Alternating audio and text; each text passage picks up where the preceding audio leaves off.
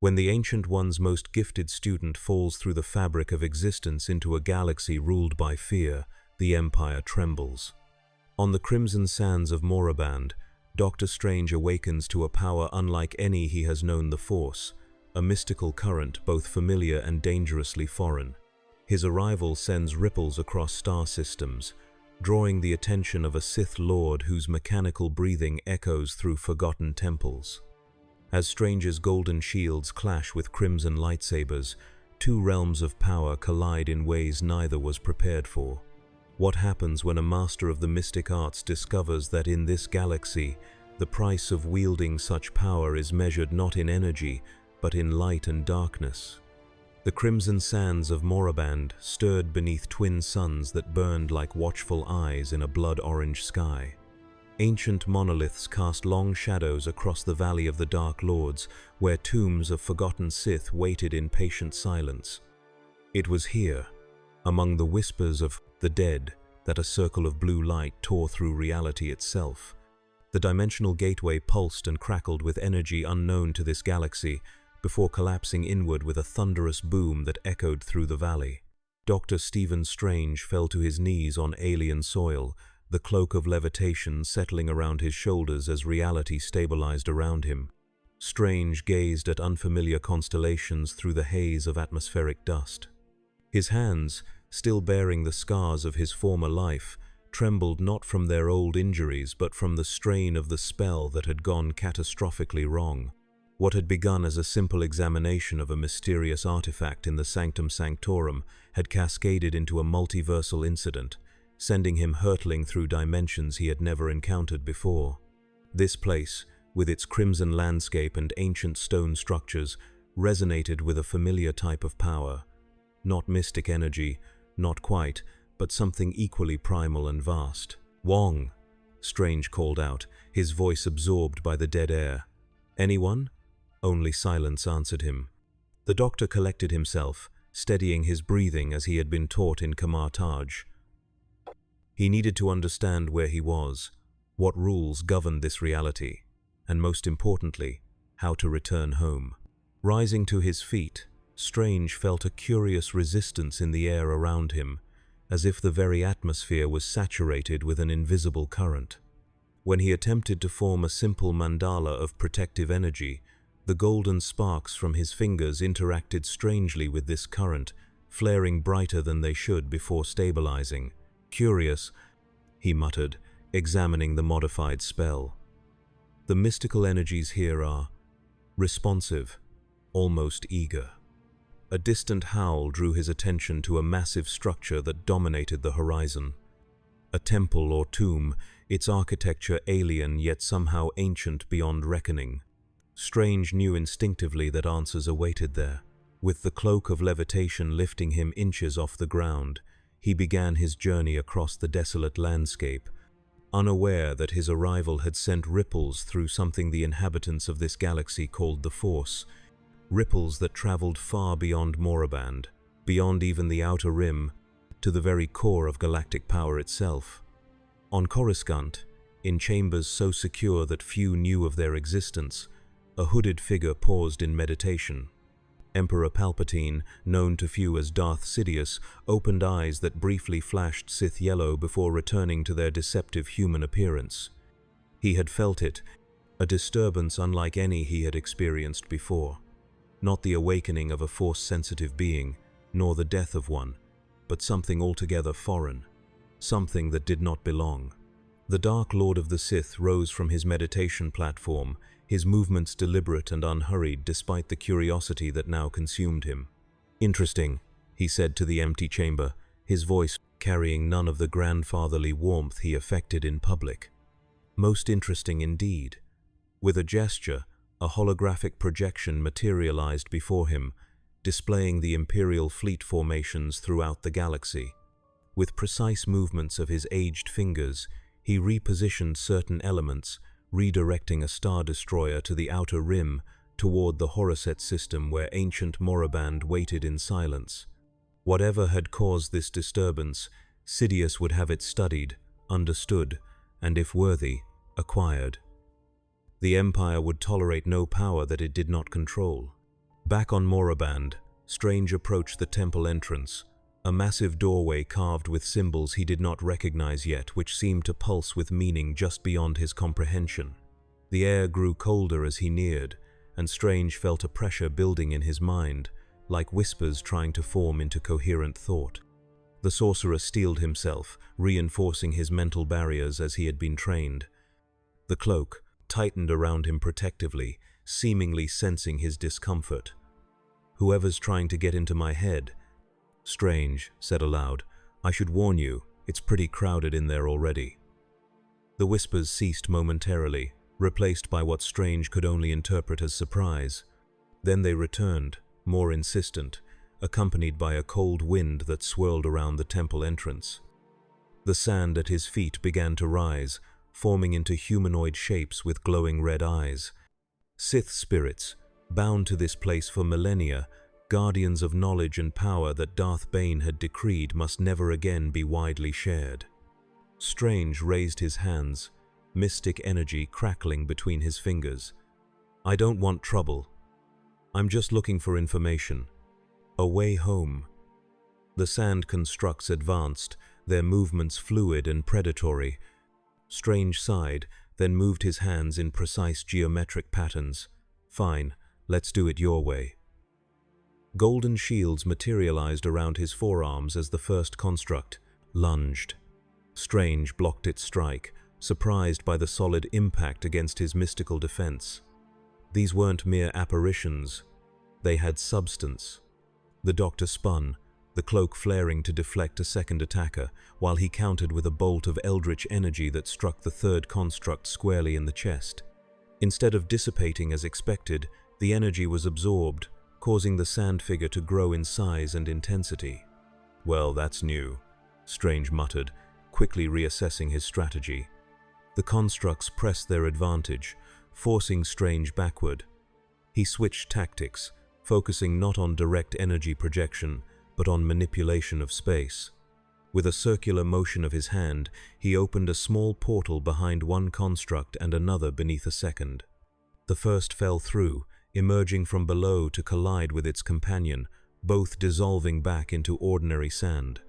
The final and largest construct paused, its featureless face regarding Strange with what he interpreted as newfound caution. The sorcerer pressed his advantage, not with an attack but with communication. "I am Dr. Stephen Strange, master of the mystic arts and protector of my world. I mean no harm to this place or its knowledge. I seek only understanding and passage home." The construct tilted its head, the glowing embers of its eyes flickering as if in contemplation. Then, to Strange's surprise, it bowed slightly before dissolving into sand that formed a path leading deeper into the temple. The whispers returned, but now they carried a different tone, less hostile, more curious. Strange followed the sand path, his mystic senses alert for further traps or tests. The interior of the temple opened into a vast chamber where the air itself seemed to vibrate with power. At the center stood a crystalline structure, a pyramid of red crystal that pulsed with inner light. Strange recognized it as a repository of some kind, similar in function if not form to the mystic texts of Kamar-Taj. "A holocron," he whispered, the word coming to him unbidden, as if planted in his mind by the temple itself. As he approached the holocron, Strange became aware of another presence in the chamber, a subtle shift in the energy around him. He turned to find himself facing a translucent figure, blue-tinged and glowing faintly. An elderly man in robes, his bearing dignified despite the sadness in his eyes. "You are not of this galaxy," the apparition stated, his voice echoing as if from a great distance. "That's accurate," Strange replied, maintaining a cautious distance. "And you are?" "I was once called Qui-Gon Jinn, a Jedi Master. Now I am one with the Force, yet I retain my consciousness within it. A rare feat, I am told." The apparition circled, Strange, studying him with evident curiosity. "You wield power, but not the Force, not as we understand it. Fascinating." "The Force," Strange repeated, testing the word. That's what I've been feeling since I arrived. The energy that permeates everything here. The Force is what gives a Jedi his power, Qui-Gon explained. It is an energy field created by all living things. It surrounds us, penetrates us, binds the galaxy together. He paused, his form flickering slightly. But you channel something else, something from beyond our understanding. Where I come from, we call it mystic energy, the power that flows from other dimensions, Strange explained. I am a sorcerer, a master of the mystic arts. I protect my world from mystical threats. He gestured to his surroundings. This was an accident, a spell gone wrong. I need to find my way back. Qui-Gon's expression grew troubled. Your arrival has created ripples in the Force, Dr. Strange. Ripples that have been felt by those who would seek to use your power for terrible purposes. The Emperor, once a Sith Lord named Darth Sidious, has already dispatched forces to Moraband. They will be here soon. Strange frowned. Sith? The Temple Guardians they were. Sith? Echoes of the Sith who once ruled from the shadows before the rule of two. This is their ancient homeworld. Their power still lingers here. Qui-Gon moved toward the holocron. This repository contains knowledge of Sith sorcery, techniques that twist the Force in ways considered unnatural. Your abilities may be misinterpreted as such by those who encounter you. Great, Strange sighed. So I've landed in the middle of some kind of mystic war zone, and the local emperor thinks I might be a useful asset, tale as old as time. This is no jest, Doctor. The Emperor has nearly exterminated the Jedi Order and rules the galaxy through fear. If he harnesses your knowledge, combines it with Sith techniques, there may be no hope for those who still resist his tyranny. Strange sobered quickly. I understand. Believe me, I've faced power-hungry conquerors before, but my priority has to be returning to my own dimension. There's no one to protect my world if I don't make it back. Qui-Gon's form approached the holocron, passing his spectral hand through its surface. The crystal responded, corners rotating as the device activated. The knowledge here may help you. The Sith experimented with transportation through the Force, creating gateways between distant points. If adapted with your understanding of dimensional energy, it might create a path home. Strange stepped forward, examining the symbols and diagrams now projecting from the holocron. Complex geometries and equations that reminded him of certain forbidden texts he had glimpsed in the library at Kamar-Taj. This could work, he murmured, but I'll need time to study it. Adapt it to multiversal constants rather than just spatial coordinates within this galaxy. Time is a luxury you may not have, Qui-Gon warned, his form becoming less distinct. I cannot maintain this manifestation much longer. The dark side is strong here. It weakens my connection. The apparition seemed to struggle, focusing his fading energy. Seek out Ahsoka Tano. She walks neither the path of the Jedi nor the Sith, but she carries the light within her. She may aid you where I cannot. How do I find her? Strange asked urgently. The Force will guide you, Qui-Gon replied, his form now barely visible. But beware, Dr. Strange. Your power may respond unpredictably to the Force. What seems simple in your world may have far-reaching consequences in ours. The balance is precarious. With those final words, the apparition vanished completely, leaving Strange alone with the activated holocron. The sorcerer spent precious minutes absorbing as much information as he could, his photographic memory capturing every detail of the ancient Sith transportation techniques. He was so focused that he almost missed the faint tremor that ran through the temple stone, a vibration that did not originate from within the structure. The cloak of levitation tugged at his shoulders, pulling him toward the entrance. Strange deactivated the holocron with a gesture and moved swiftly back through the temple corridors. At the entrance, he concealed himself behind a massive pillar and peered out at the valley beyond. A spacecraft had landed on the Crimson Sands, sleek and predatory in design, with angular wings now folded upward in landing configuration. White-armored soldiers deployed in formation around the craft, weapons ready. At their center walked a figure dressed in black, a breathing apparatus covering his face and head, mechanical sounds accompanying each breath. Even from this distance, Strange could feel the dark power emanating from this individual, a cold pressure in the force that made the whispers of the temple seem like gentle suggestions in comparison. "Imperial forces have secured the perimeter, Lord Vader," one soldier reported. "Scans indicate a single life form within the temple." The dark figure, Vader, turned his masked face toward the temple, and Strange felt a probing pressure against his mind, far stronger than what he had experienced earlier. Instinctively, he reinforced his mental shields, pushing back against the intrusion.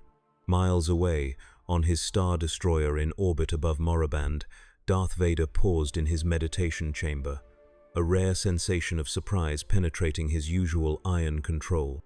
The presence he had detected on the planet's surface had not only resisted his mental probe, but had actively countered it, something few beings in the galaxy were capable of. This was no ordinary Force-sensitive individual. This was something new, something that Emperor Palpatine would most certainly want to examine personally. Vader rose from his meditation chamber, the mechanical components of his suit whirring as they supported his damaged body. "Prepare my shuttle," he commanded the officer waiting nervously at the entrance to his private chambers. "I will investigate this disturbance myself." In the temple, Strange quickly assessed his options. The soldiers were spreading out, beginning to approach the entrance. Direct confrontation would be unwise without understanding the full capabilities of these forces, particularly the dark figure who radiated such immense power. The sorcerer retreated deeper into the temple, seeking another exit or a place where he could create a portal unobserved. As he moved through shadowed corridors, Strange focused on what Qui-Gon had told him. Ahsoka Tano, someone who walked neither path, Jedi nor Sith. Finding her would require leaving Moraband, which meant either stealing one of those spacecraft or finding another way off-world.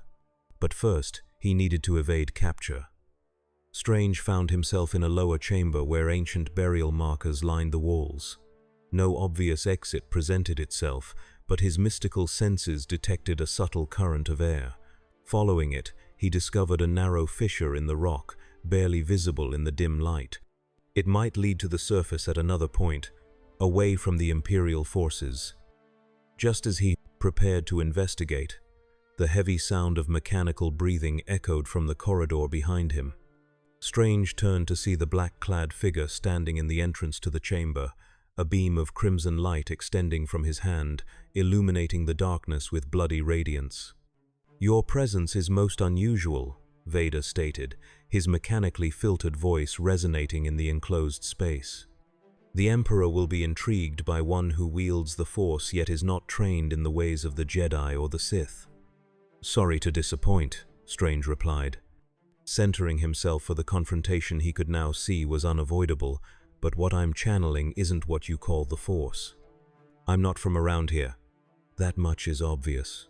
Vader advanced slowly, the lightsaber held before him. Your techniques are unknown to us, but all power can serve the Empire. Come willingly, and you will be treated with respect befitting your abilities. Strange almost laughed. I've heard that offer before. Didn't work out well for the last guy who made it. His hands began to trace complex patterns in the air, golden energy forming geometric shields around his forearms. I appreciate the hospitality, but I have pressing matters elsewhere. Vader lunged forward with inhuman speed, the lightsaber arcing towards Strange in a deadly sweep. The sorcerer barely had time to raise his mystic shield, which caught the blade in a shower of sparks and energy. To Strange's shock, the lightsaber did not bounce off his defense as expected, but began to cut through it, the technologies of two universes interacting in unpredictable ways. Strange disengaged, using the cloak to pull him rapidly backward as his shield shattered. That's definitely new, he muttered, reassessing the threat level significantly upward.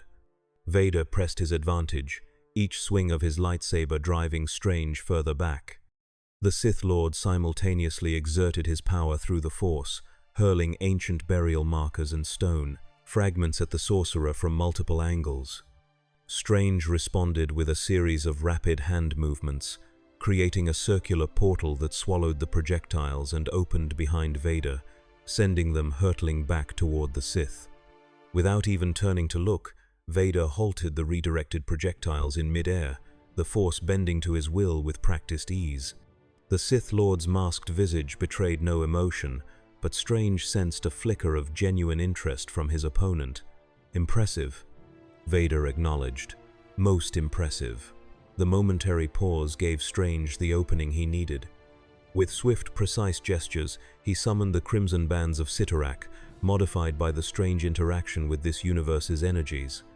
The bands snaked toward Vader, wrapping around his limbs and torso before the Sith could react.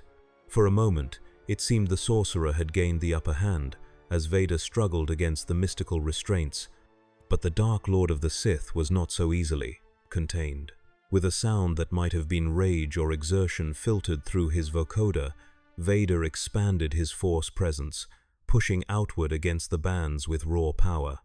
The mystical restraints strained, glowing brighter as they fought to maintain their integrity, before finally shattering in a blast of energy that threw both combatants backward. Strange slammed into the chamber wall, the cloak cushioning the impact but not entirely negating it. Vader merely skidded backward several feet, his mechanical legs absorbing the force of the explosion. The Sith raised his hand, and Strange felt an invisible grip close around his throat, lifting him off the ground. "Your skills are formidable," Vader said, tightening his Force choke, "but you lack understanding of the true power of the dark side." Strange struggled against the invisible grip, his own magic failing to dispel a power that operated on principles foreign to his experience. As his consciousness began to fade, the sorcerer made a desperate gamble. Instead of fighting against the Force choke directly, he used what little focus he could maintain to create a small dimensional gateway directly in front of his face. The other end of the portal opened beside Vader's helmet, creating a feedback loop in the Force. The Sith Lord suddenly found himself choking himself, the Force power he projected being redirected back at its source. Surprised by this unprecedented complication, Vader's concentration faltered, and Strange dropped to the ground, gasping for air. Not wasting the advantage, Strange quickly formed a more complex spell, one that targeted the very ground beneath Vader's feet. The ancient stone liquefied momentarily, causing the Sith Lord to sink to his knees before it re-solidified, trapping him in place. Vader roared with fury, lightsaber slashing at the stone encasing his lower body. Strange knew the restraint wouldn't hold for long. He turned to the narrow fissure he had discovered earlier and used his magic to widen it just enough for him to pass through. Behind him, he heard the sound of stone cracking as Vader began to free himself. "This isn't over, sorcerer," Vader promised, his mechanical voice echoing through the chamber. "It never is," Strange replied, before slipping into the passage and sealing it behind him with a quick spell. The narrow tunnel twisted through the bedrock of Moraband, occasionally opening into wider chambers filled with ancient Sith artifacts and writings. Strange moved as quickly as he dared, aware that Vader would not be delayed for long. The passage gradually sloped upward, giving the sorcerer hope that it would indeed lead to the surface, hopefully at some distance from the Imperial landing site. After what felt like hours of navigating the claustrophobic passageways, Strange emerged from a hidden entrance, half buried in the sand of a narrow ravine. The twin suns of Moraband had begun to set, casting long shadows across the crimson landscape.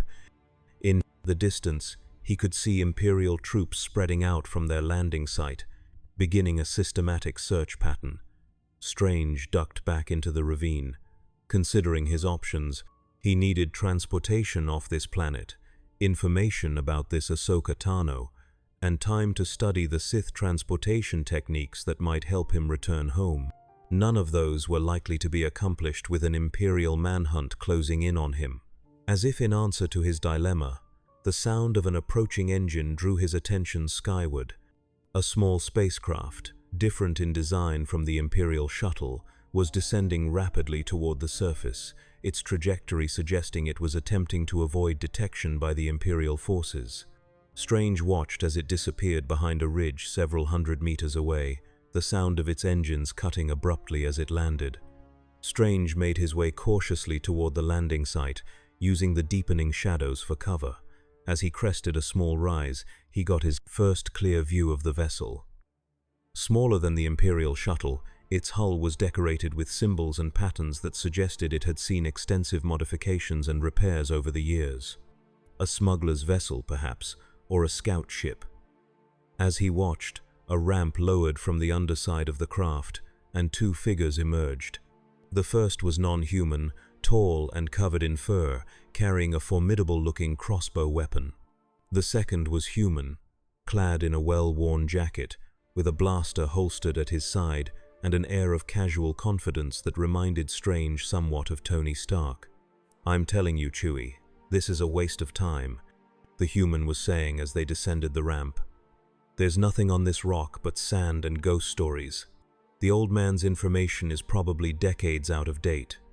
The furry being, Chewie apparently, responded with a series of growls and barks that somehow conveyed meaning despite being incomprehensible to Strange. "Fine, fine," the human conceded.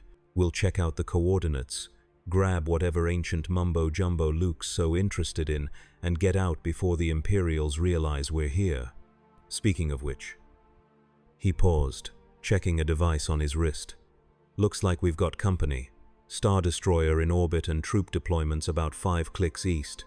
Must be our lucky day." Strange considered his options. These individuals clearly weren't aligned with the Empire, which was a point in their favor.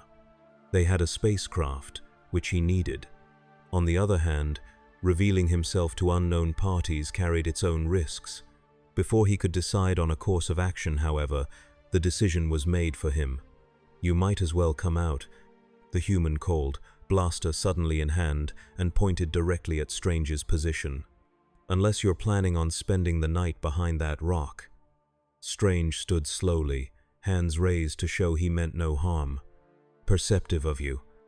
Not many people spot me when I don't want to be spotted." The furry alien raised his crossbow, but the human put a restraining hand on his companion's arm. "Hang on, Chewie. Let's see what we've got here." He studied Strange with open curiosity. "That's quite an outfit. You some kind of performer? Magician, maybe?" "Close enough," Strange replied. "Dr. Stephen Strange, and I find myself in need of transportation off this planet, preferably before the Empire's forces catch up to me." The man's expression hardened slightly. "You're running from the Empire? What did you do to get their attention all the way out here?" "Existed, primarily," Strange said dryly. "I'm not from around here, way not from around here. And apparently my arrival was detected by someone called the Emperor, who sent his breathing-impaired enforcer to collect me." The furry alien, Chewie, made a startled sound, and the human's eyes widened slightly. "Vader? Darth Vader is here?" "On Moraband," Strange nodded. "That would be the one. We had a disagreement about whether I should go. Quietly. I left him temporarily embedded in stone, but I doubt that slowed him down for long." The human stared at Strange for a long moment, then let out a short laugh. "Either you're completely crazy, or you're exactly the kind of trouble we usually end up involved with." He holstered his blaster and extended a hand. "Han Solo, captain of the Millennium Falcon. This is Chewbacca, my first mate." Strange shook the offered hand. "A pleasure. Now, about that ride." "Not so fast, Doctor," Solo said. "We're here for a reason, and I don't make a habit of taxiing strangers around the galaxy for free. Especially not strangers the Empire wants badly enough to send Vader after. I can compensate you," Strange offered, though he was acutely aware that any currency he possessed would be worthless here. Solo raised an eyebrow. "With what? Those fancy gold bracelets? Or maybe that red cape that seems to be moving on its own?" As if to emphasize the point, the cloak of levitation fluttered. Indignantly. "Information," Strange countered smoothly. I overheard your conversation. You're looking for something in the Sith temples. I've just come from there, and I might be able to help you find what you're looking for. In exchange for passage to, well, wherever I might find Ahsoka Tano."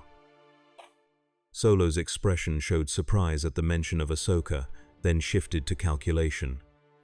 "You know Ahsoka, or just know of her?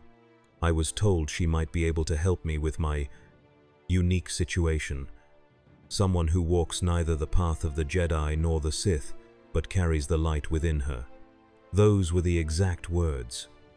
Chewbacca rumbled something to Solo, who nodded thoughtfully. "Chewie's right. That sounds like something a Jedi would say. And not many left who could." He studied Strange with renewed interest. "All right, Doctor, here's the deal.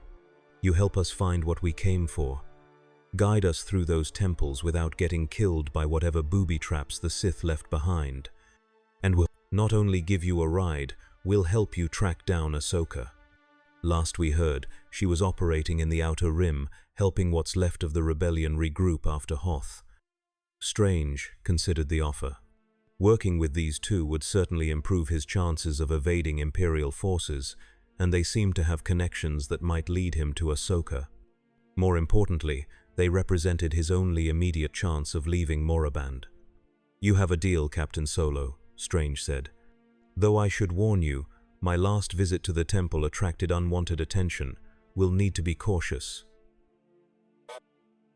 Solo grinned. "Cautious is my middle name."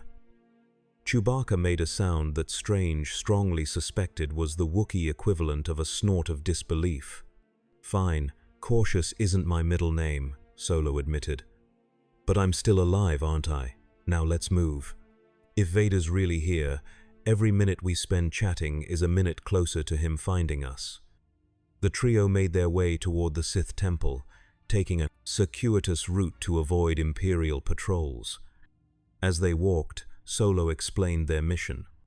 They had been sent by Luke Skywalker, a young Jedi in training, to recover a specific Sith artifact that might contain information about Force techniques that had been lost when the Jedi Order fell. "Luke's got it in his head that he needs to rebuild the Jedi Order," Solo explained. "Problem is, he doesn't have much to go on. The Empire wiped out most of the Jedi, along with their teachings, so he's looking into alternative sources of information." "Sith knowledge is dangerous," Strange warned, thinking of the holocron he had accessed. "From what little I've learned about the Force, the dark side exacts a heavy price for its power." Solo shrugged. "Try telling that to Luke. Kid's determined. After what happened with Vader on Bespin, he's more focused than ever on completing his training, with or without Yoda's help." Before Strange could inquire about these unfamiliar names, they reached the ridge overlooking the temple entrance. Imperial stormtroopers were positioned around the perimeter, with additional forces setting up scanning equipment. Of Vader himself there was no sign, which Strange found more concerning than reassuring. "Main entrance is out," Solo murmured, lowering his macrobinoculars. "Any other ways in, Doctor?" Strange nodded. "The passage I escaped through. It's narrow, but it should allow us access to the lower levels. From there, we can reach the main chambers." He paused, considering. "What exactly are we looking for?" "A holocron," Solo said. "Pyramid-shaped crystal device, about so big." He indicated with his hands. "According to Luke's information, it contains techniques for healing through the Force. Supposedly created by a Sith who was researching ways to prevent death." Strange felt a chill that had nothing to do with the rapidly cooling desert air. "I know exactly where it is. I accessed it earlier, when I was looking for a way home." Solo looked at him sharply. "You can access a Sith holocron?" Luke said only Sith or Jedi can open those things. "Let's just say my particular skills allow me to interact with certain technologies in unexpected ways," Strange replied. "The holocron is in the main chamber, but we'll have to be careful. The temple is protected by more than just the Empire. There are, for lack of a better term, spirits bound to the place." Chewbacca made a distressed noise, and Solo grimaced. "Great. Ghosts." Just what we needed. As darkness fell completely over Moraband, the trio made their way to the hidden entrance Strange had used to escape earlier. The narrow passage was a tight fit for Chewbacca, but the Wookiee managed to squeeze through with minimal complaint. Solo produced handheld lights for himself and his first mate, while Strange conjured a small globe of mystic energy that hovered above his palm, casting a golden glow over their path. "Neat trick," Solo commented, eyeing the magical light. "You, some kind of Jedi we haven't heard about." "Not a Jedi, not a Sith," Strange replied. "Where I come from, we call it sorcery, the mystical arts. It operates on different principles than your Force, though there seem to be certain resonances between them." Solo shook his head. "One mystical energy field controlling everything is enough for me. I'm not sure the galaxy can handle two." They proceeded through the twisting passageways, Strange guiding them based on his earlier journey. As they drew closer to the main chambers, the whispers Strange had heard on his first visit returned, more insistent now, as if agitated by the return of an outsider accompanied by others who did not belong. "Do you hear that?" Strange asked, pausing at a junction. Solo and Chewbacca exchanged glances. "Hear what?" Solo asked. "The whispers, the voices." Strange frowned. "You can't hear them?" "Not a thing," Solo confirmed. "But that doesn't mean much. I'm about as force-sensitive as this rock," he tapped the stone wall for emphasis. "Chewie?" The Wookiee growled a negative response. "Interesting," Strange mused. "They must be attuned specifically to those who can manipulate mystical energies. The spirits of the temple are growing restless. We should hurry." They continued onward, eventually emerging into the large burial chamber where Strange had confronted Vader. The stone where he had trapped the Sith Lord was shattered, fragments scattered across the floor. Strange swept his magical light across the chamber, revealing signs of Vader's fury in the slashed walls and crushed burial markers. "Someone was definitely unhappy," Solo observed dryly. "Remind me not to make you that angry, Doctor." "This way," Strange directed, leading them toward the main temple chambers. The closer they got to the holocron, the more oppressive the atmosphere became. The whispers grew louder in Strange's mind, shifting from curiosity to open hostility. The temple guardians were no longer merely observing, they were preparing to defend their ancient knowledge. As they entered the grand chamber where the holocron rested, the sand on the floor began to stir, swirling into the familiar shapes of the guardians Strange had encountered before. This time, however, they were more numerous, a dozen figures forming a circle around the crystalline pyramid that pulsed with inner light at the center of the room. Doctor," Solo said, backing up a step as he drew his blaster. "I'm guessing these are the spirits you mentioned?" Strange nodded, stepping forward with his hands raised in a placating gesture. "I have returned as a seeker of knowledge, with respect for the ancient ways. We wish only to learn, not to desecrate." The sand constructs remained motionless, their featureless faces turned toward the intruders, red embers glowing where eyes should be. For a moment, it seemed Strange's words might have had an effect. Then, as one, the Guardians attacked. Chewbacca's bowcaster fired, the energy bolt passing through the nearest sand figure with minimal effect. Solo's blaster proved equally ineffective, the energy being absorbed into the constructs, strengthening them as Strange had discovered earlier. "Physical weapons won't work," Strange shouted, already moving his hands in complex patterns. "They're mystical constructs, bound to the Force." Golden shields materialized as Strange deflected the first wave of attacks, the cloak of levitation flaring protectively. But even as he defended himself and his companions, the sorcerer knew they were outnumbered.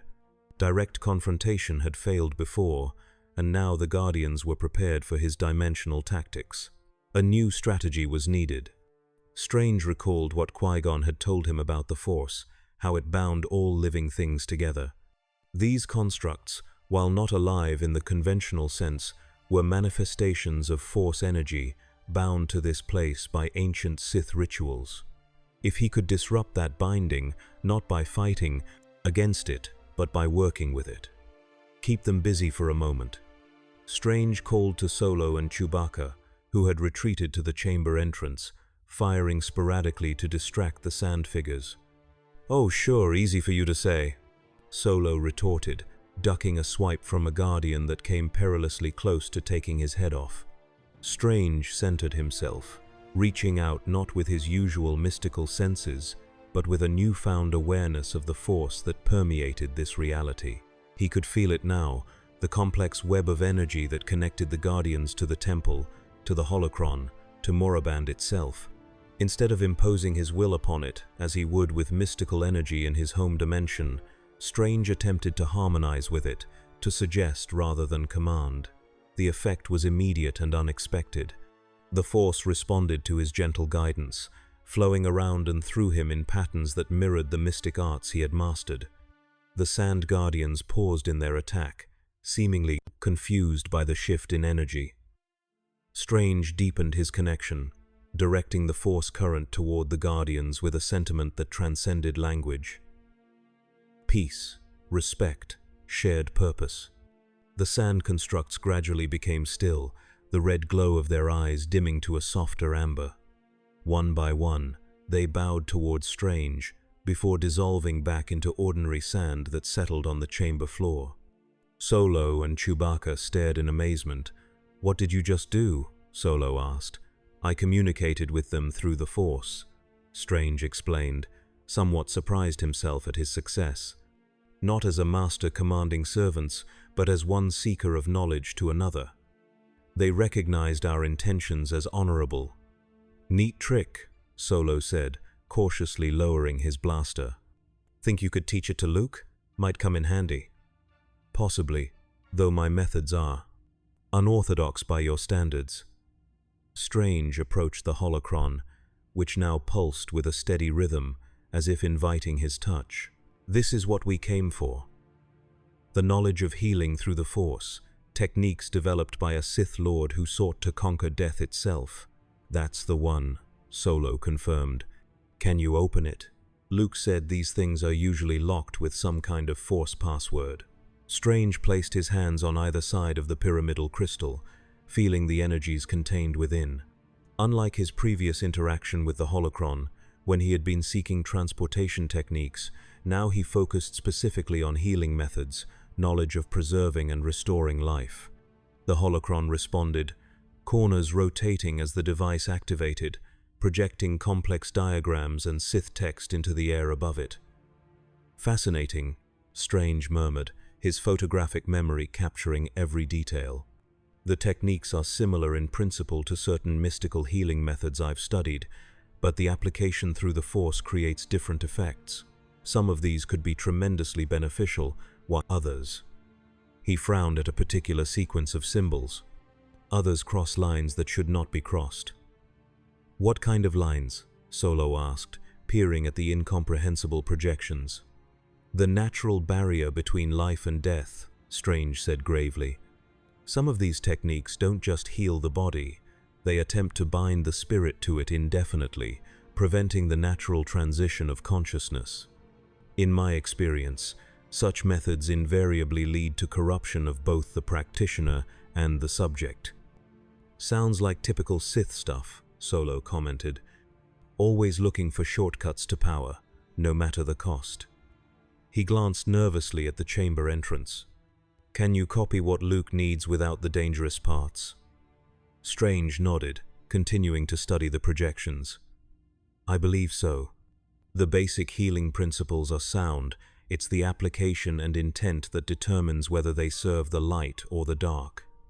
He gestured to a particular section of the projection. "These techniques focus on accelerating natural healing processes, directing the body's own energies more efficiently. They require sacrifice from the healer, a giving of their own life force to aid another, but done properly, they harm neither party." As Strange worked to memorize the beneficial aspects of the Sith healing knowledge, a subtle vibration ran through the temple stones. Dust drifted down from the ancient ceiling, and the whispers in Strange's mind took on a tone of urgency, almost warning.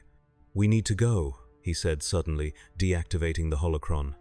"Now." Solo didn't question the abrupt change, already moving toward the exit with Chewbacca.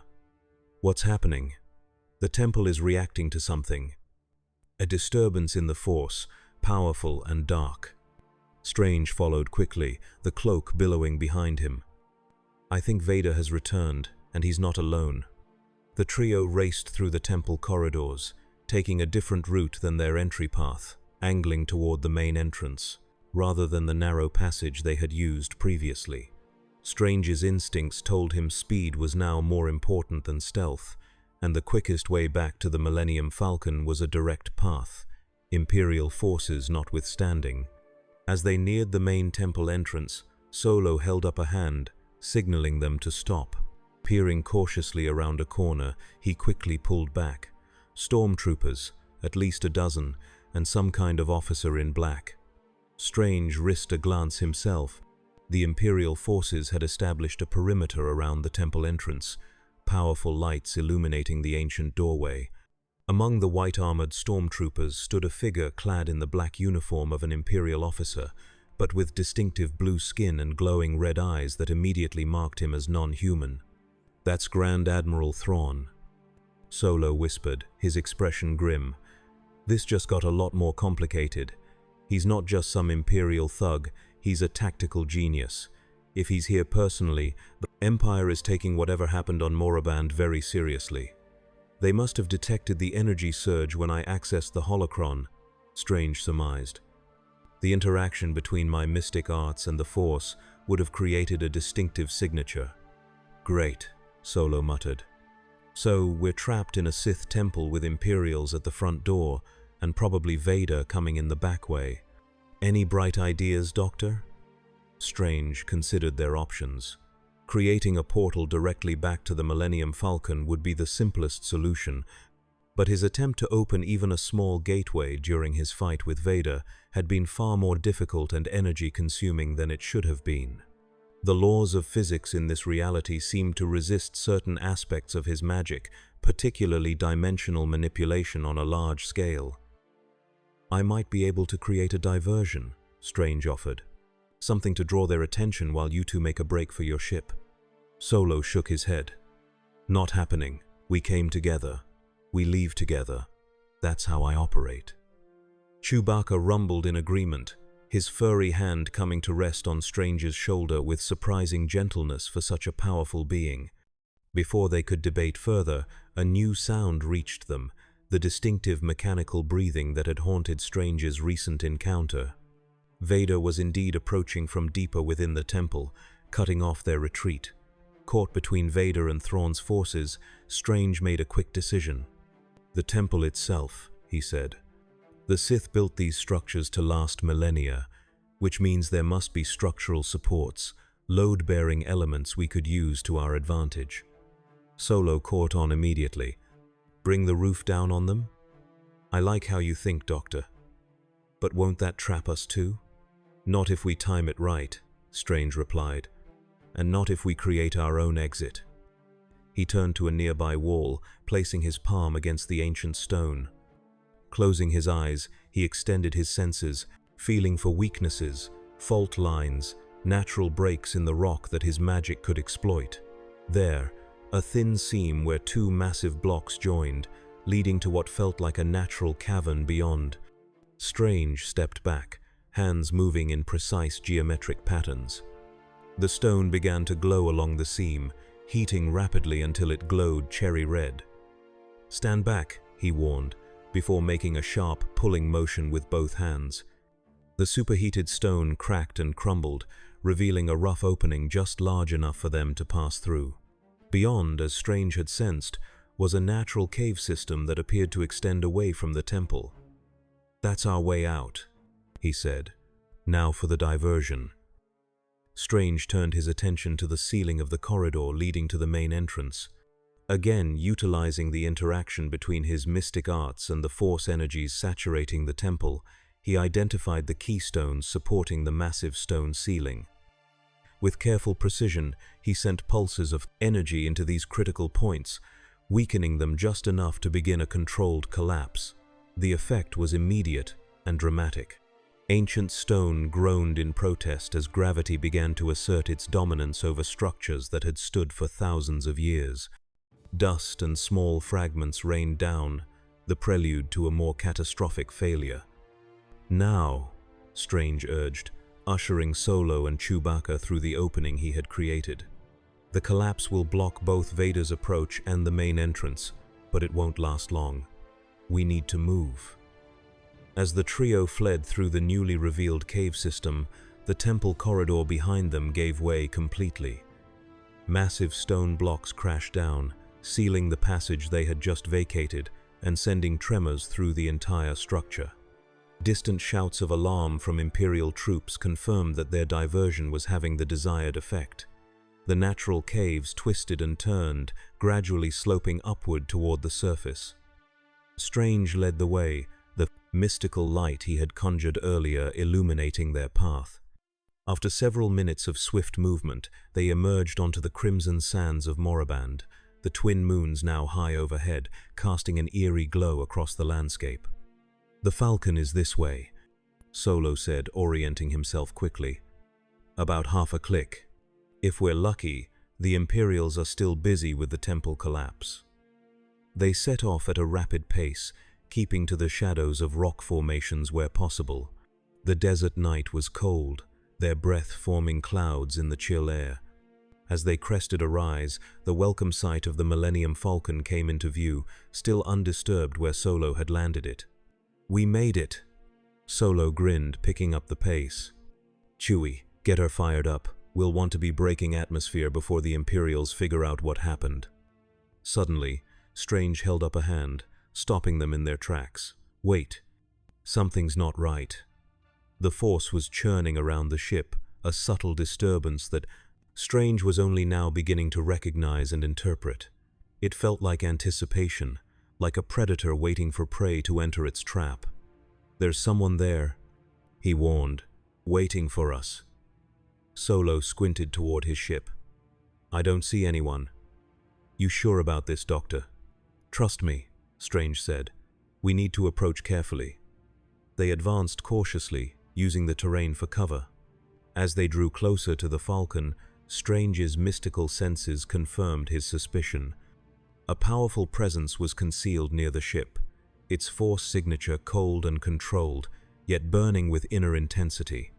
Before they could decide on a strategy, a figure stepped out from beneath the Falcon's landing struts, silver armor gleaming in the moonlight. Not Vader, but someone equally dangerous in their own way. A helmet concealed the individual's features, its T-shaped visor revealing nothing of the person behind it.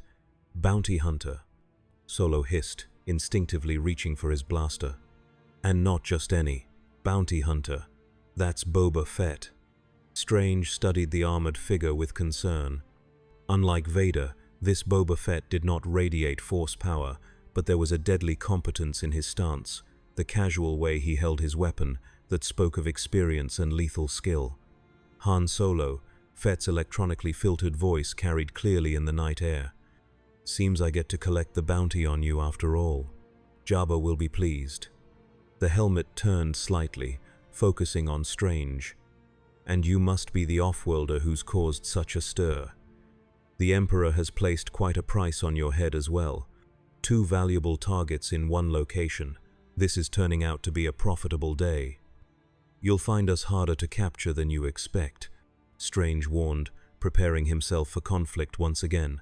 Fett raised his blaster rifle unhurriedly. "We'll see." What followed was a blinding exchange of fire, magic, and movement. Fett proved himself worthy of his fearsome reputation, jetpack igniting to give him aerial advantage as he rained blaster fire down on them. Solo and Chewbacca returned fire, forcing the bounty hunter to employ evasive maneuvers, while Strange created mystic shields to protect them from the deadly energy bolts.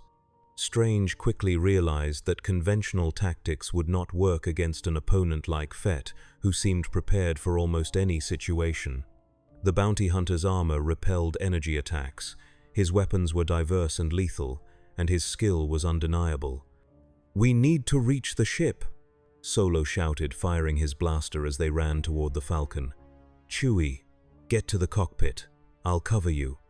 The Wookiee sprinted toward the waiting spacecraft, bowcaster firing upward to keep Fett at a distance. The bounty hunter responded by launching a wrist-mounted projectile that exploded near Chewbacca, sending the Wookiee tumbling. Strange reacted instantly, the cloak of levitation carrying him into the air on an intercept course with Fett. The bounty hunter pivoted, in mid-flight, bringing his blaster to bear on this new aerial threat.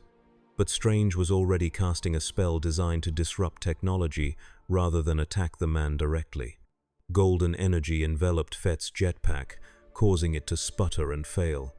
The bounty hunter began to fall, but with remarkable presence of mind, he fired a grappling cable from his gauntlet that caught on the Falcon's hull, arresting his descent. Meanwhile, Chewbacca had recovered and reached the ship's ramp, disappearing inside to start the engines. Solo provided covering fire, forcing Fett to focus on defending himself rather than attacking. Strange took advantage of the distraction to cast another spell, this one targeting the cable that supported the bounty hunter. The mystical energy severed the grappling line, sending Fett plummeting to the ground. The armored figure hit hard but rolled with the impact, coming up with blaster still in hand. Solo's next shot struck Fett squarely in the chest plate, knocking him backward but failing to penetrate the Beskar armor. "Solo," Strange called. "Get to the ship. I'll hold him off." The smuggler didn't need to be told twice, backing toward the Falcon's ramp while maintaining fire. Strange descended to place himself between Solo and the bounty hunter, mystical shields glowing brilliantly in the darkness. Fett, recognizing that his quarry was about to escape, launched another wrist projectile, this one aimed not at the defenders but at the Falcon's landing struts. Strange reacted instinctively, creating a portal that swallowed the missile and redirected it harmlessly into the night sky, where it exploded in a brilliant flash. The bounty hunter paused, head tilting slightly as he assessed this new ability. "Interesting trick," he commented, voice level despite the situation. "The Emperor will be even more interested in you than I thought." "Sorry to disappoint, but I won't be meeting the Emperor," Strange replied. Behind him, he heard the Falcon's engines roaring to life, the spacecraft beginning to lift off. Another time, perhaps.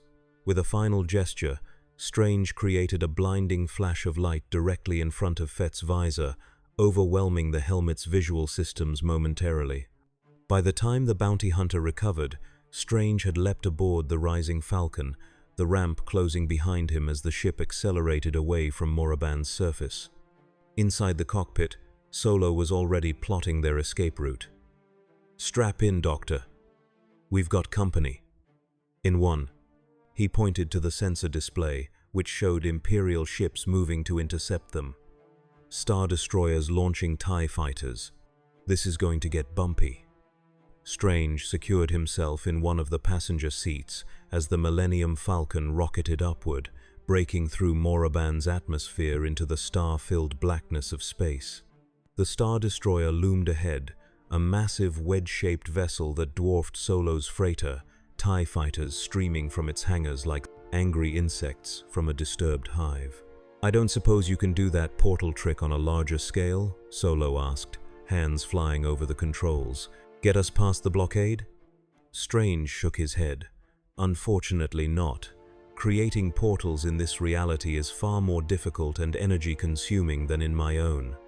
The laws of physics here seem to resist that particular application of my abilities. Worth a shot." Solo shrugged, then grinned. "Guess we do this the fun way. Chewie, divert power to the forward deflectors and stand by on the quad cannons. Doctor, if you've got any more magic tricks up your sleeve, now would be the time." As the TIE fighters closed in, their distinctive howling engines audible even through the Falcon's hull, Strange considered how best to apply his abilities in this new situation.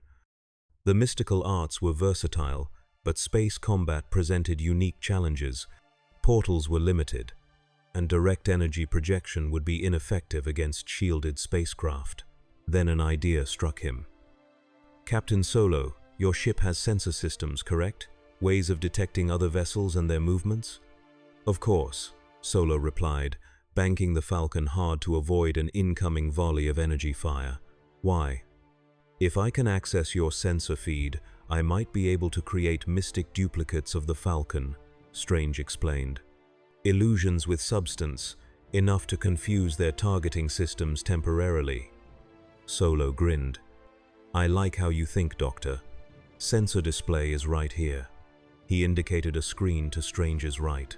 "Do your thing." Strange studied the tactical display, familiarizing himself with the positions of the Imperial forces. Then, drawing on the ambient energy of hyperspace that Solo had mentioned earlier, he cast an illusion spell modified for this reality's particular physics. Multiple spectral duplicates of the Millennium Falcon shimmered into existence around the real vessel, each one appearing identical to sensors, radiating the same energy signature, creating the same disturbance in space. The TIE pilots, suddenly confronted with 7 identical targets, broke formation in confusion, their coordinated attack dissolving into chaos. "It worked!" Solo exclaimed, taking full advantage of the diversion to weave through the scattered Imperial forces. "Chewie, punch it!" The Wookiee growled in acknowledgement, activating the hyperdrive. The stars around them elongated into streaks of light as the Millennium Falcon leapt into hyperspace, leaving the Imperial blockade far behind. As the blue tunnel of hyperspace enveloped them, Strange allowed his duplicates to fade, the spell having served its purpose. The strain of maintaining such complex illusions across the void of space had been considerable, and he leaned back in his seat, momentarily exhausted. "That was some fancy work, Doctor," Solo complimented, swiveling in his pilot's chair to face Strange. "Never seen anything quite like it, even from Luke."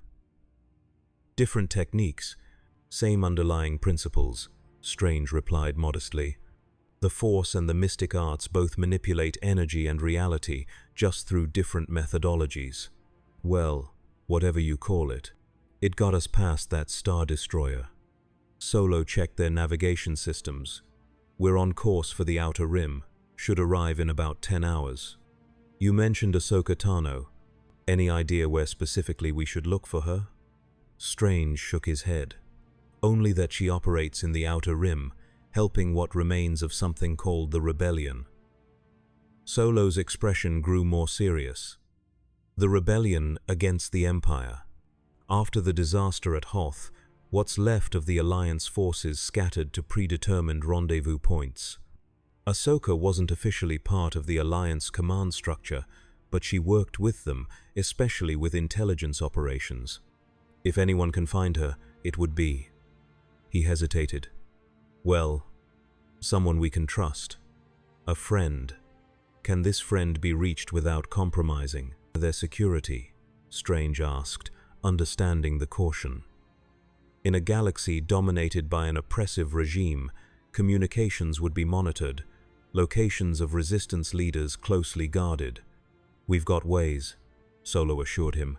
"Secure channels, code phrases. The Empire's good, but we've stayed ahead of them this long." He turned back to the controls. "For now, get some rest. You look like you could use it, and there's nothing to do until we drop out of hyperspace." Strange nodded, realizing just how drained he felt. The repeated use of his abilities in this foreign reality, particularly the adaptations required to interact with the Force, had taken more out of him than he'd initially recognized. "Wake me if anything changes," he said, settling back in his seat. As the Millennium Falcon hurtled through hyperspace toward the Outer Rim, Strange allowed himself to drift into a meditative state, halfway between sleep and consciousness. In this state, his astral awareness expanded, sensing the currents of the Force flowing around the vessel, through the galaxy beyond, binding all living things together just as Qui-Gon had described. There was a beauty to it, a harmony that reminded him of the mystical energies of his own reality, yet with distinctive qualities that marked it as unique. Where the mystic dimensions he knew were layered, separate yet interconnected, the Force was singular, unified, though expressing itself through different aspects, light and dark. As his consciousness floated in this meditative state, Strange began to perceive patterns, resonances between the Force and the mystic arts, points where they could potentially interconnect. Such a merging would be powerful, perhaps dangerously so.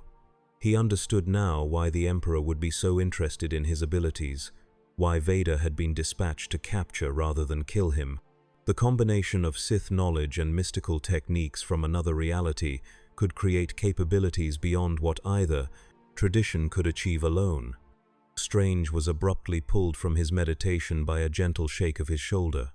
He opened his eyes to find Solo standing over him, expression serious. "We've got a problem," the smuggler said without preamble. "Imperial forces have set up checkpoints along all the major hyperspace routes in this sector. We're going to have to drop out early and take a detour." Strange straightened in his seat, fully alert despite his interrupted rest. "How does that affect our plans?" "Adds time mainly. And risk." Solo returned to the pilot's chair. "The route we'll need to take skirts the edge of wild space. Not a lot of Imperial presence, which is good, but it's uncharted territory. Navigation gets tricky." "I sense there's more you're not telling me," Strange observed, noting the tension in Solo's posture. The smuggler sighed. "The checkpoint pattern is specific. It's not standard Imperial procedure. It's like they knew exactly where we'd be headed." He turned to face Strange directly. "Someone's hunting us, someone who thinks like a tactician, not a bureaucrat." "Thrawn," Strange concluded. "The blue-skinned admiral from Moraband." Solo nodded grimly.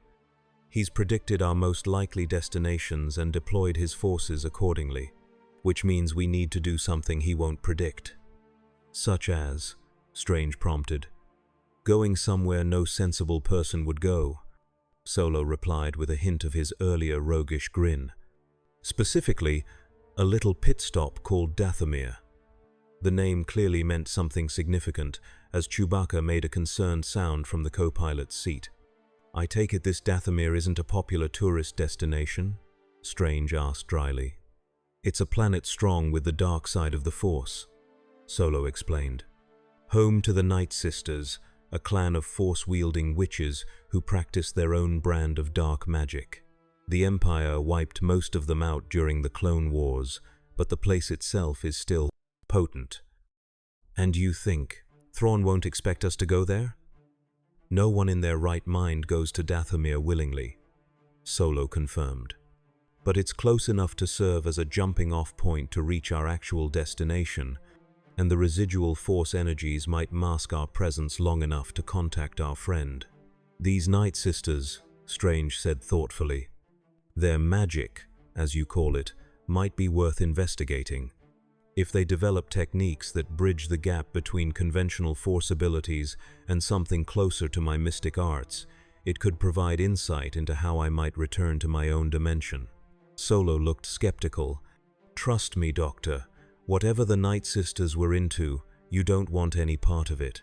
Their powers always came with a price, usually paid in blood. But if you're set on taking a look, I won't stop you.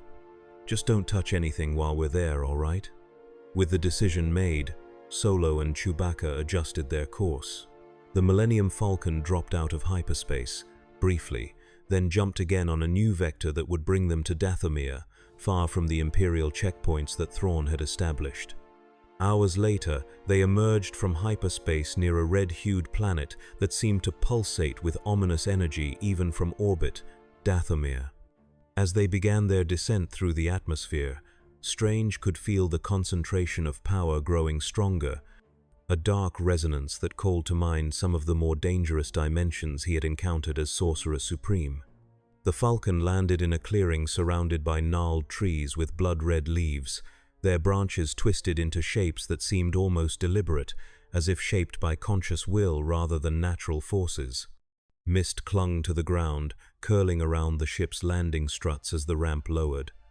"Cheerful place," Solo commented, checking his blaster as they prepared to disembark. "Remind me to bring Leia here for our next vacation. I'll keep a mystical eye out for any local wildlife," Strange promised, sensing multiple life forms in the surrounding forest, none of them particularly welcoming. As the trio ventured from the ship, the oppressive atmosphere of Dathomir closed around them like a physical weight. The air was thick with moisture and the tangy scent of unfamiliar vegetation. Distant howls echoed through the forest, creating an eerie backdrop to their expedition. Solo led the way, following coordinates on a handheld device. "There's supposed to be an abandoned Night Sister temple about 2 clicks northeast of here. It might have a focal point we can use to boost our transmission signal, get past Imperial jamming." They trekked through the forest, the strange red foliage casting an unsettling crimson glow over everything.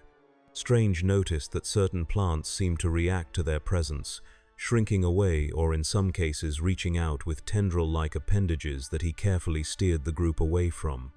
"The botanical life here has been influenced by the Force," he observed. "Evolved differently than it might have on worlds less saturated with energy." "Yeah, everything on Dathomir wants to kill you," Solo replied matter-of-factly. "Plants, animals, rocks, probably the air if you stick around long enough." Despite Solo's warning, Strange found the planet fascinating from a mystical perspective. The dark side energy that permeated Dathomir wasn't entirely unlike certain negative dimensions he had encountered, yet it possessed unique properties specific to this reality. Most interestingly, he found that his own mystic abilities seemed amplified here, requiring less effort to manifest, though with a disturbing tendency toward destructive applications. After an hour of careful movement through the hostile terrain, they reached a clearing where the remains of a stone structure stood, partially reclaimed by the surrounding vegetation. The Night Sister Temple. Unlike the rigid geometric precision of the Sith Temple on Moraband, this structure featured organic flowing lines, as if it had been grown rather than built. "This is it," Solo said, approaching cautiously. "The transmitter should work better near the central altar. Something about the focusing crystals they used in their rituals." As they entered the ruined temple, Strange felt a familiar resonance, similar to what he had experienced when accessing the Sith holocron. The Night Sisters had indeed developed techniques that bridged conventional force usage and something closer to ritualistic sorcery, drawing power from the living essence of Dathomir itself. The central chamber contained a circular altar made of the same red stone as the surrounding forest floor, inscribed with symbols that Strange recognized as channeling sigils, meant to direct energy along specific paths. Above the altar, suspended from what remained of the ceiling, hung a cluster of green crystals that pulsed with inner light. "Those aren't Kyber crystals," Strange noted, studying the formation. "Something different, native to this world. Whatever they are, they amplify energy," Solo said, setting up a small communication device on the altar. "Which is exactly what we need right now. Stand back. This might get interesting." Solo activated the transmitter, which emitted a low hum as it powered up. The green crystals above began to pulse in rhythm with the device, their glow intensifying. Strange felt the force currents in the temple shift, focusing on the altar, creating a conduit through which the communication signal could travel, bypassing conventional interception methods. A holographic image sputtered into existence above the altar, unfocused at first but gradually resolving into the figure of a woman with distinctive head-tails that marked her as non-human. Her expression was cautious until she recognized Solo. "Han, where have you been? The Alliance has been looking for you since you missed the rendezvous at Haven." The figure's eyes moved to Strange, narrowing slightly. "Who's your friend?" "Long story, Ahsoka," Solo replied. "We ran into some Imperial entanglements on Moraband. This is Dr. Stephen Strange. He's complicated, and he specifically asked to meet you." Strange stepped forward, studying the holographic figure with interest.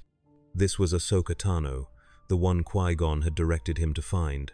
He could sense, even through the holographic transmission, that she possessed considerable force ability. Yet, as promised, there was something distinct about her presence.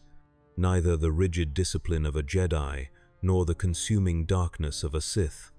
"Master Tano," Strange began, bowing slightly in respect, "I was directed to seek you out by the spirit of Qui-Gon Jinn." Ahsoka's expression registered surprise. "Qui-Gon, you've communicated with him?" "On Moraband, yes. He appeared to me after I arrived in your galaxy." Strange hesitated, unsure how much to reveal through a transmission that, despite their precautions, might still be intercepted. Ahsoka seemed to understand his reticence. "Whatever you need to discuss, it should be done in person." "Where are you transmitting from?" "Dathomir," Solo answered. "Had to take a detour. Thrawn's set up checkpoints along all the major routes to Alliance territory." "Dathomir?" Ahsoka's concern was evident. That's not a safe place to linger, especially not with someone strong in the Force. The dark energies there can influence even the most disciplined minds. "We don't plan on staying long," Solo assured her.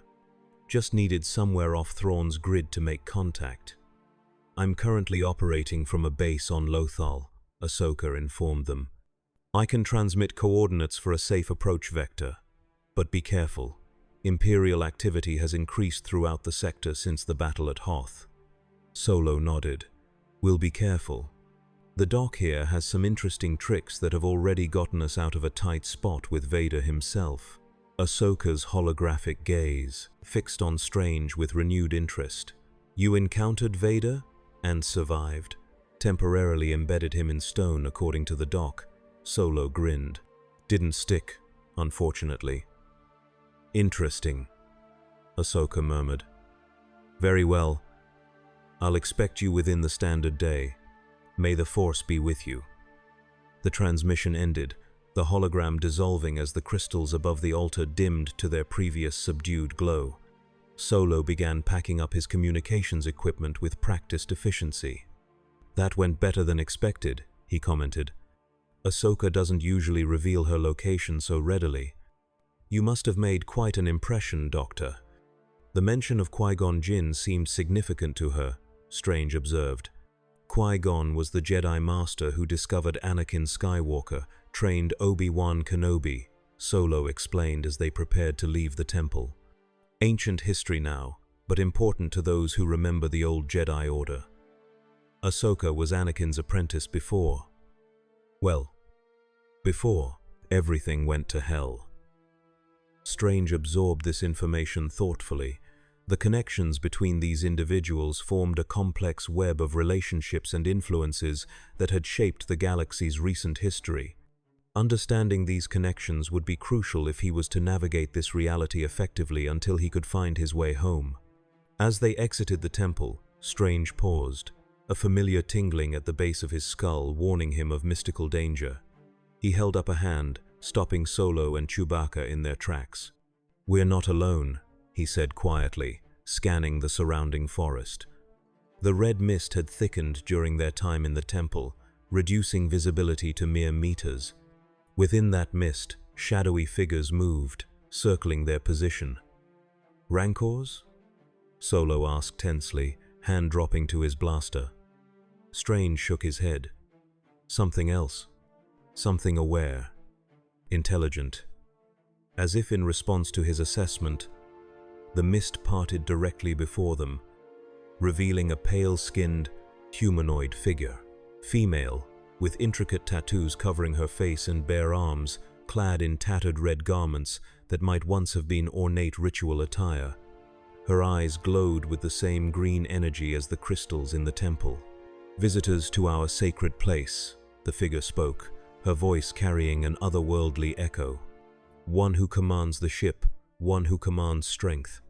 Her gaze fixed on Strange, "And one who commands power not of this realm." "Interesting. I thought the Night Sisters were wiped out," Solo whispered urgently. "Most were," the woman replied, having apparently heard him despite the distance. "I am Merrin, one of the last. I felt your use of our altar, the awakening of the focusing crystals. It has been many years since they sang." Strange stepped forward, hands visible to show he intended no hostility. We apologize for the intrusion. We needed only to send a message, and now we will depart. Merrin tilted her head, studying Strange with unsettling intensity. You are far from home, wielder of strange magics. The walls between realms have thinned to allow your passage. Dangerous. The barrier protects both sides. You sense that I'm from another dimension, Strange said, impressed by her perception. Your connection to the energies of this world is remarkable. Dathomir speaks to its daughters, even those few who remain, Merrin replied. And now it whispers of you, of powers that echo but do not harmonize with the Force, powers that could strengthen what remains of my people or destroy us utterly. Solo tensed beside Strange. Look, we don't want any trouble. We'll just be on our way, leave you to your, whatever it is you're doing here. Merrin ignored him, her attention fixed solely on Strange. You seek a way home, sorcerer. The path lies not in Jedi wisdom or Sith knowledge, but in the spaces between, where the Force flows into realms beyond its natural domain. She gestured to the temple behind them. Our ancestors understood this. They crafted rituals to reach beyond, to draw power from outside. Some succeeded. Few returned. Your people developed techniques for interdimensional travel? Strange asked. His interest piqued despite the obvious danger of their situation. Not travel, Merrin corrected. Reaching, calling, bringing forth. A cold smile curved her lips. Powers bound in flesh, spirits housed in willing vessels. The merging of that which should remain separate. Strange felt a chill that had nothing to do with Dathomir's misty atmosphere. What Merrin described was dangerously close to possession, the summoning of extra-dimensional entities into physical hosts, practices forbidden by every responsible mystical tradition he knew. I seek only to return to my own reality, Strange clarified firmly. Not to bring anything from this one with me, nor to leave anything of my world behind. Merrin studied him for a long moment, then nodded slightly. Perhaps you are wiser than those who came before. Magics you seek are recorded in our most sacred texts, hidden deep within the mountain of spirits. I could guide you there, show you what remains of our knowledge. Solo stepped closer to Strange, speaking in a low voice. Doctor, I strongly advise against taking her up on that offer. The Night Sisters aren't known for their hospitality or straightforward dealing. Before Strange could respond, a distant sound cut through the mist, the distinctive roar of spacecraft engines. Merrin's head snapped up, her expression hardening. Imperial vessels, she hissed. They have followed you here. Desecrators who burned our temples, slaughtered our sisters. Strange extended his mystical senses, confirming her assessment. Multiple ships were approaching, their energy signatures matching the Imperial vessels he had encountered on Moraband. We need to get back to the Falcon, Solo said urgently. Now. Merrin's glowing eyes narrowed. They will find you before you reach your ship. Unless. She hesitated, then came to a decision. I will conceal your presence, guide you through paths they cannot follow. In return, you will protect the knowledge of my people from Imperial hands. Strange understood the bargain she offered. The Night Sister would help them escape, but she expected them, him specifically, to ensure that the Imperial forces did not discover whatever secrets remained in the temple they had just used. Agreed, Strange said, ignoring Solo's look of concern. But we must hurry. Merrin nodded once, then raised her hands, green energy swirling around her fingers as she began to chant in a language Strange did not recognize, but which resonated with the mystical part of his consciousness. The mist around them thickened, taking on the same green glow as Merrin's eyes and the temple crystals. Stay close, she instructed. The veil will hide us from their eyes, but it cannot block sound or solid objects. Step where I step, speak only if necessary. With Merrin leading the way, they moved through the forest at a rapid pace, following a path that seemed to shift and change as they traversed it. Strange realized that the Night Sister was not merely guiding them along a physical route, but manipulating the very fabric of Dathomir's reality around them. creating a kind of pocket dimension that overlapped with but remained separate from the normal world. Through gaps in the green mist, they caught glimpses of Imperial scout troopers moving through the forest, completely unaware of their presence despite passing mere meters from their position. Overhead, the distinctive shape of an Imperial shuttle descended toward the temple they had left behind. "Thrawn is thorough," Solo muttered as they paused behind a massive twisted tree to let a patrol pass. "He must have tracked our hyperspace vector, anticipated Dathomir as a possible stopover. The blue one sees patterns where others see only chaos," Merrin confirmed. "He has studied our ways, our magics. That makes him dangerous, even to those who walk veiled." They continued their careful journey through the forest, the sounds of Imperial activity growing more distant as they approached the clearing where the Millennium Falcon waited. As they reached the edge of the tree line, Merrin halted, her expression troubled. "They have found your vessel," she said. "Imperial soldiers surround it, waiting for your return." Solo cursed under his breath, then peered through the thinning mist. Sure enough, a squad of stormtroopers had established a perimeter around the Falcon, weapons ready, clearly prepared for an ambush. "We need a diversion," the smuggler said, turning to Strange. "Any more tricks in your repertoire, Doctor?" Strange considered their options. A direct confrontation would be unwise, given the number of troops and the likelihood of Imperial reinforcements nearby. Stealth had gotten them this far, thanks to Merrin's abilities, but they would need something more to reach the ship and depart safely. An idea formed, drawing on what he had observed of the Night Sisters' techniques and his own experience with mystical illusions. "Merrin," he said, turning to their guide, "the veil you've created, can it be modified to appear as something else?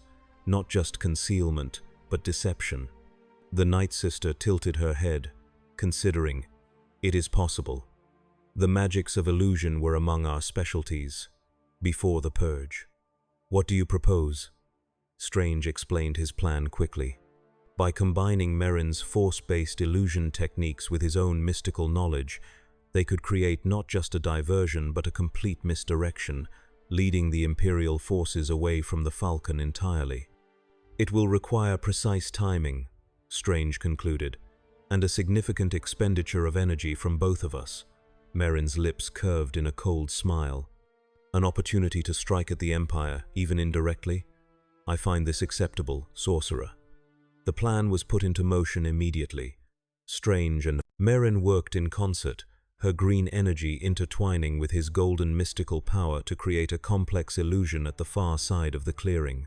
To Imperial eyes, it would appear that Solo, Chewbacca, and Strange had emerged from the forest at that point, attempting to circle around to approach the Falcon from the opposite direction. As the stormtroopers reacted to the illusion, moving to intercept what they perceived as the fleeing targets, Solo and Chewbacca made their real move, sprinting across the clearing toward the now minimally guarded ship. Strange maintained the illusion with Merrin, each of them feeding power into it to maintain its believability, making the phantom figures respond appropriately to Imperial actions, even appearing to return fire when the stormtroopers began shooting. "Your magics complement ours in unexpected ways," Merrin observed quietly as they worked. "Perhaps this is why the Emperor seeks you so eagerly. Such a merging of powers would make him nearly unstoppable." "All the more reason to ensure it doesn't happen," Strange replied, watching as Solo and Chewbacca reached the Falcon and began the startup sequence, the ship's engines rumbling to life. The illusion had served its purpose, drawing the majority of the Imperial forces to the far side of the clearing. Now Strange and Merrin needed to reach the ship themselves before the deception was discovered. They moved swiftly along the edge of the clearing, maintaining the veil of concealment around them while the illusion continued to occupy the stormtroopers. As they approached the Falcon's lowered ramp, Merrin suddenly stopped. "This is where we part ways, Sorcerer. My place is here, with what remains of my people and our traditions." Strange turned to her, surprised. "You could come with us. The Empire will intensify their search of Dathomir after this encounter." Merrin shook her head. "Dathomir protects its own, I have survived this long by understanding its secrets, becoming one with its power. She reached into a pouch at her waist and withdrew a small object, offering it to Strange. Take this, a talisman of our order, imbued with the essence of our magics. It may help you find the path between worlds when the time comes. Strange accepted the talisman, a small pyramid of the same green crystal as those in the temple, suspended on a cord of braided red fiber. Even through his gloves, he could feel the energy pulsing within it, wild and primal but focused by generations of Night Sister rituals. "Thank you," he said sincerely. "I will ensure your people's knowledge remains protected from those who would misuse it." Merrin nodded once. "The Empire believes our ways died with my sisters. Let them continue to believe so. And when you return to your world, sorcerer, remember Dathomir. Remember that power flows in many currents, and not all who navigate the darkness are consumed by it." With those parting words, Merrin stepped back, the green mist swirling around her.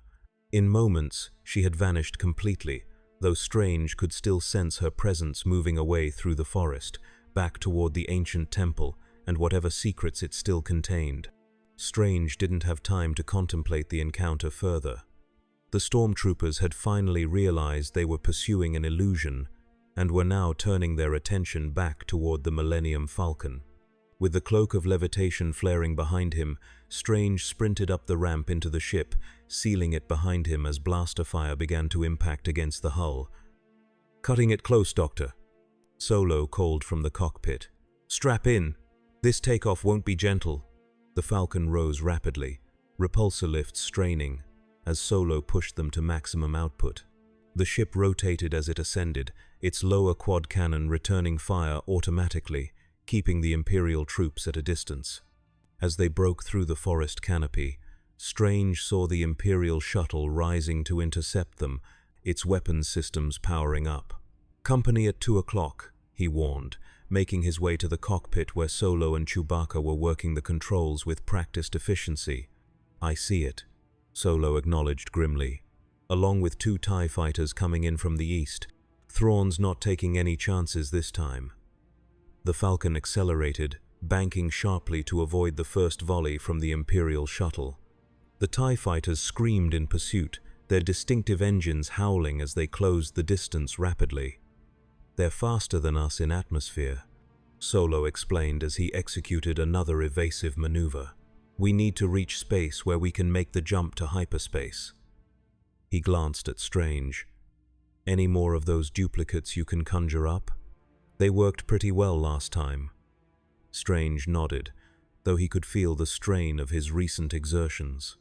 The combination of his encounter with Vader, the temple collapse, the fight with Boba Fett, and the complex illusion with Merrin had depleted his mystical reserves significantly. Nevertheless, he focused his will, drawing on the ambient force energy that still surrounded them from Dathomir.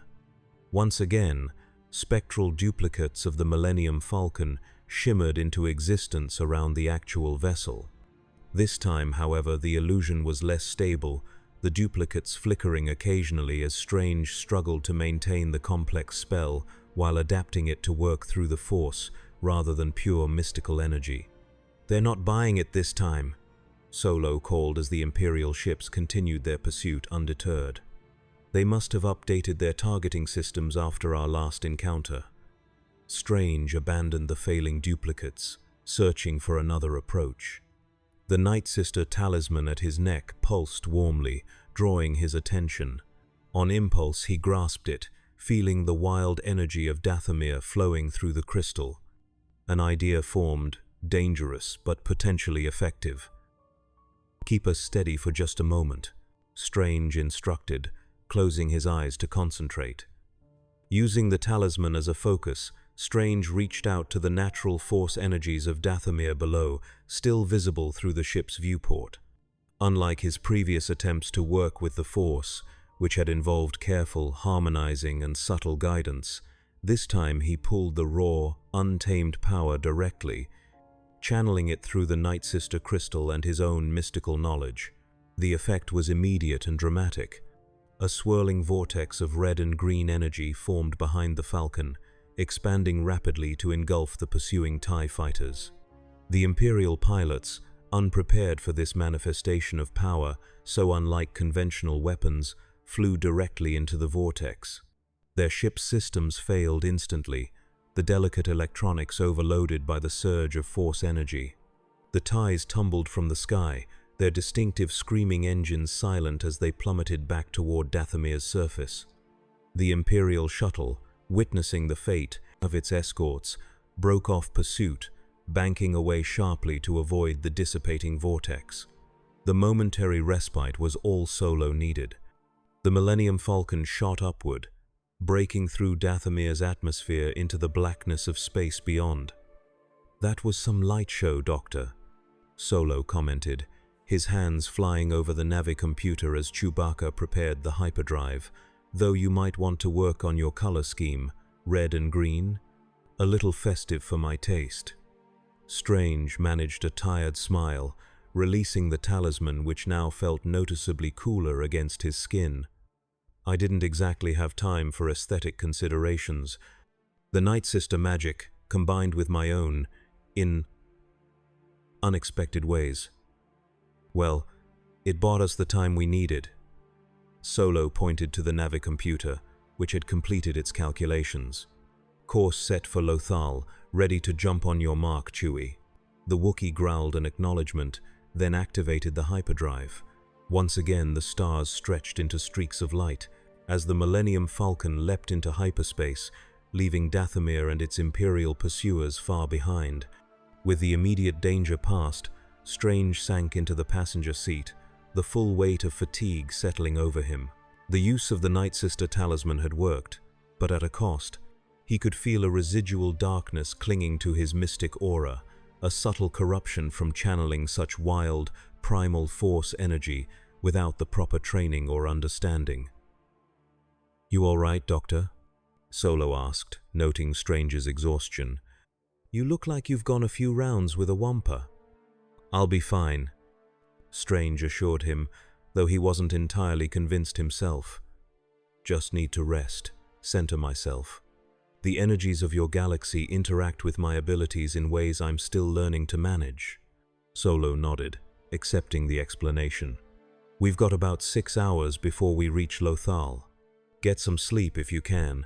Something tells me we're going to need you at full strength for whatever comes next." Strange agreed silently, closing his eyes as he settled back in the seat. As the Millennium Falcon hurtled through hyperspace toward their rendezvous with Ahsoka Tano, he allowed himself to drift into a meditative state, seeking to cleanse his mystical essence of the lingering darkness from Dathomir and prepare for the challenges that lay ahead. Light years away, on his Star Destroyer, Grand Admiral Thrawn reviewed the reports from Dathomir with characteristic calm. His glowing red eyes narrowed slightly as he studied the sensor readings. The anomalous energy patterns, the bizarre manifestation that had disabled 2 TIE fighters without conventional weapons, the strange readings from the Night Sister Temple, all pieces of a puzzle that was beginning to take shape in his methodical mind. "This Doctor Strange possesses abilities beyond our current understanding," Thrawn mused aloud, "yet they appear to follow patterns, rules. They can be studied, predicted, countered." The Admiral turned to the tactical display, where the projected course of the Millennium Falcon was highlighted. Based on their vector leaving Dathomir, there were only a handful of possible destinations within range. Lothal was among the most likely, given its history of rebel activity and its significance to certain individuals known to associate with Solo. "Prepare a specialized task force," Thrawn instructed his subordinate. "I want our most disciplined troops, those with proven resistance to mind-influencing techniques, and alert the Inquisitorius." This matter now falls within their purview as well. As his orders were acknowledged and his staff dispersed to carry them out, Thrawn remained at the viewport, gazing out at the star field beyond. The Emperor would be most interested in the developments on Dathomir, particularly the interaction between this visitor's powers and the ancient Night Sister magics. Such a combination of abilities, properly understood and harnessed, could provide the Empire with capabilities beyond even the Emperor's current mastery of the dark side. Yes, Thrawn decided, this Doctor Strange was rapidly becoming the most valuable potential asset in the galaxy. And like any valuable asset, he would be acquired, studied, and utilized for the greater glory of the Empire. It was simply a matter of proper strategy,